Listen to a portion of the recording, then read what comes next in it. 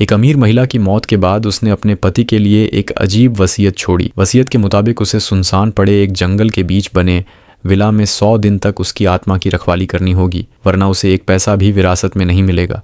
लेकिन उसके साथ उसकी पत्नी की सेक्रेटरी श्याओ लुओ थी, इसीलिए ये 100 दिन काटना शायद इतना मुश्किल नहीं था। असल में दोनों के बीच पहले से ही अवैध संबंध था। पत्नी की मौत के बाद अब वे खुलकर साथ रहने का सपना देख रहे थे, लेकिन हकीकत उनकी कल्पना जितनी आसान नहीं थी। पहले ही दिन जब वे कार से विला की ओर जा रहे थे तो रास्ते में कुछ स्थानीय शमन तांत्रिक लोग कोई अनुष्ठान करते दिखे। उनमें से एक ने दोनों को डर भरी नज़रों से देखा। हालांकि इस छोटी सी घटना ने उनके मूड पर ज़्यादा असर नहीं डाला।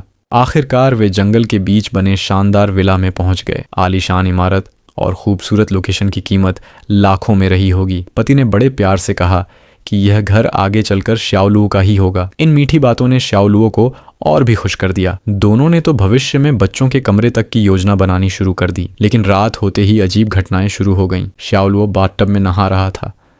वह सुकून के पल का आनंद लेने के लिए पानी में सिर तक डुबो देता है। तभी अचानक उसे महसूस होता है कि कोई भूतिया हाथ बाथटब के किनारे से निकल रहा है। वह घबराकर उठ बैठता है, मगर आसपास कोई नहीं होता।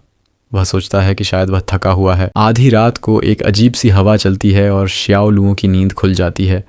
वह देखता है कि उसके बगल में पति नहीं है। डर के मारे वह उसे ढूंढने बाहर निकलता है। पास के गोदाम में रोशनी जलती देख वह अंदर जाता है और वहाँ जो देखता है उससे सन्न रह जाता है। पति की मरी हुई पत्नी, पैसे वाली कियान जी की लाश वहीं बने मकबरे में रखी है।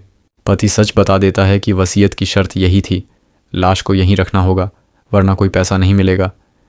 तभी समझ आता है कि वह दोनों तरफ खेल क्यों खेल रहा था। कुछ मीठी बातों से वह फिर श्याओ लुओ को मना लेता है और वादा करता है कि पैसे मिलते ही उससे शादी करेगा। अगली सुबह जब श्याओ लुओ रसोई में खाना बना रहा होता है तो उसे खिड़की के बाहर एक काली परछाई दिखती है। लेकिन जब वह मुड़कर देखता है तो वहाँ कोई नहीं होता। पति उसे समझाकर शांत कर देता है। फिर दोनों पहाड़ी पर जाते हैं। पति कहता है कि थोड़े दिन और सह लो, फिर यहाँ दिखने वाली सारी ज़मीन उनकी होगी। श्याओ लुओ फिर से लालच और प्यार के जाल में फंस जाता है। विला के सामने एक टेढ़ा मेढ़ा गार्डेनिया का पेड़ खड़ा था। पति कहता है कि वह उसे काट देगा। इस बात से श्याओ लुओ का गुस्सा तुरंत ख़त्म हो जाता है।